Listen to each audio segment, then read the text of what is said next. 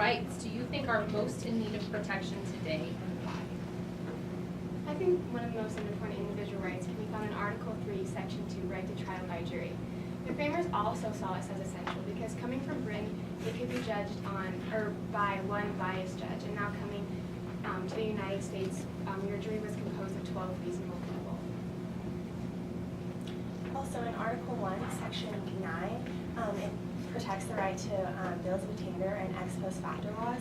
Bills of attainder basically mean that a person can be tried without a judicial review, and ex post facto laws say that someone can't be arrested for a crime they committed like the day before after the law was made. And those are important protections to due process that we see today. I would say Article 4, Section 4, Republican form of government, because what the framers wanted was a government to be represented by the people, and by having a Republican form of government, the people are represented. In my view, the rights to conscience, which were established first in Article 6, Clause 3, which required that there were no religious tests for office, but then they were strengthened in the First Amendment by all the provisions for freedom of religion and speech, because as a society, we need the marketplace of ideas. And that's all about having the right to think and the right to express those things. May I ask a follow-up? In the context of the Cliven Bundy affair in southern Nevada, how do you balance First Amendment rights of Mr. Bundy on the one hand with the Second Amendment rights on the other hand, together with the freedom of exercise, freedom of assembly, all the various rights that are guaranteed by the Constitution? Well, first of all, the funny situation was that the Bureau of Land Management would no longer let him graze his cattle, and so he has an issue with this. And I would say that balancing his rights to have his thoughts and weapons and express those two rights is overpowered by the Supremacy Clause in Article 6, Clause 2, which maintains that the laws of the federal government are supreme over any other laws of the land. Disagreeing with Tyler, I think that it's a vital function of society for people to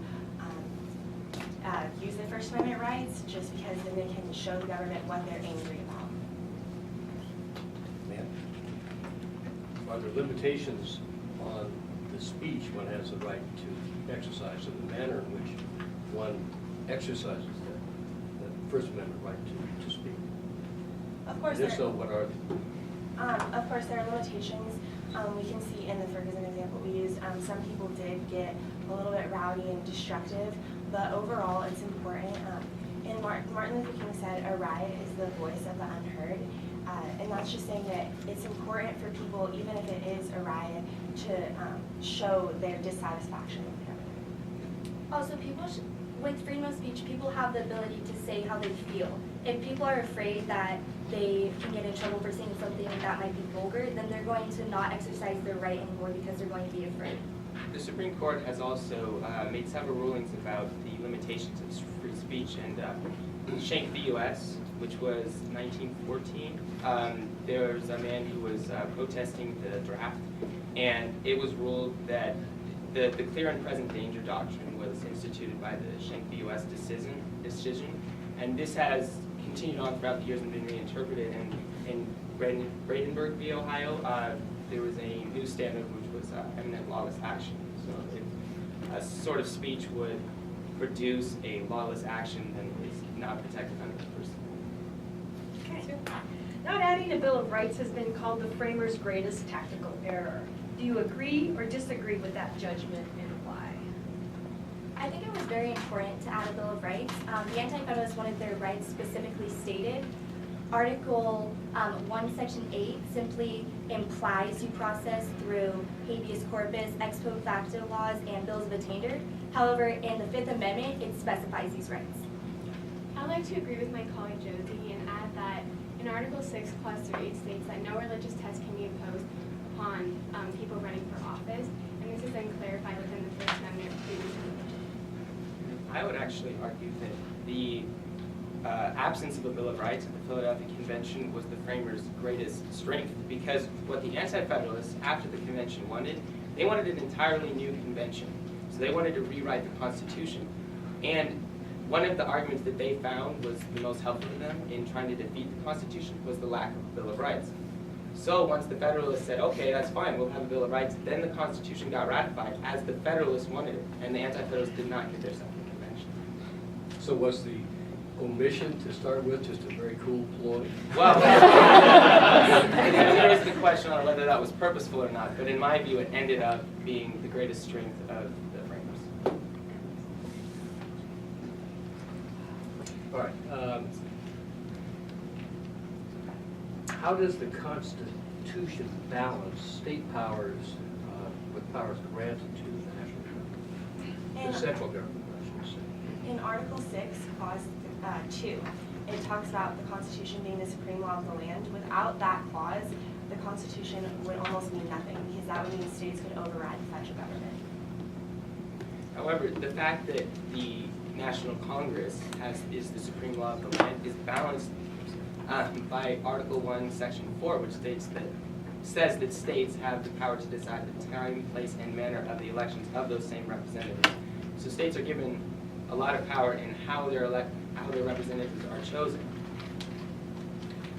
Are they? Really? Is there a lot of leeway on that?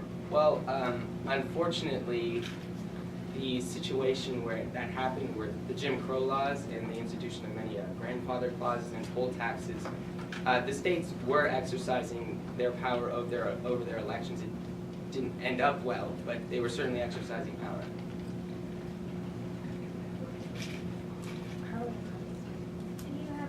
Okay, how would you define the common or public good, and what are some current issues that involve the public good?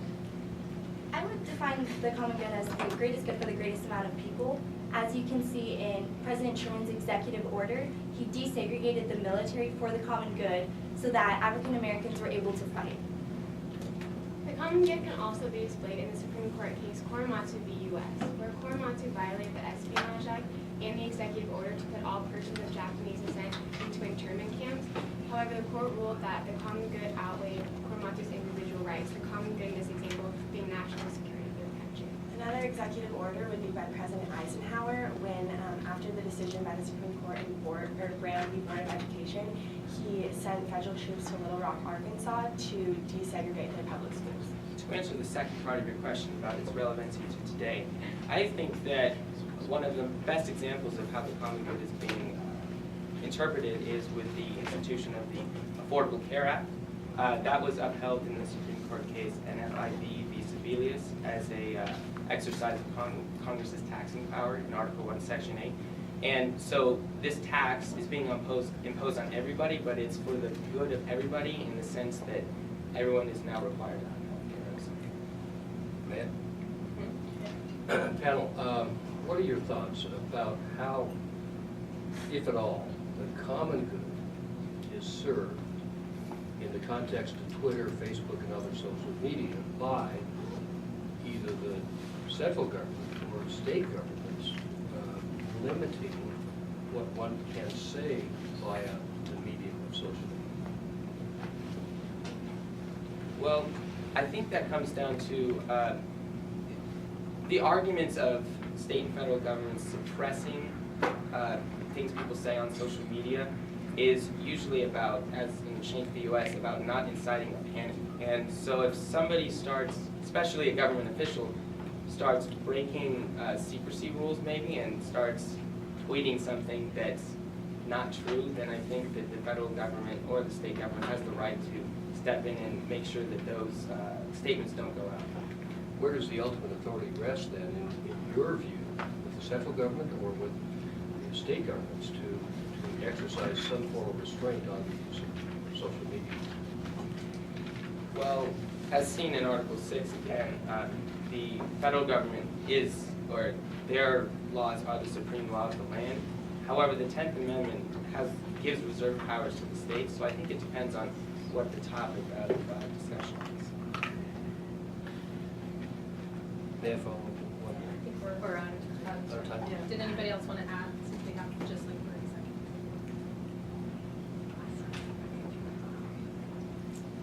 Great job, guys. Thank you.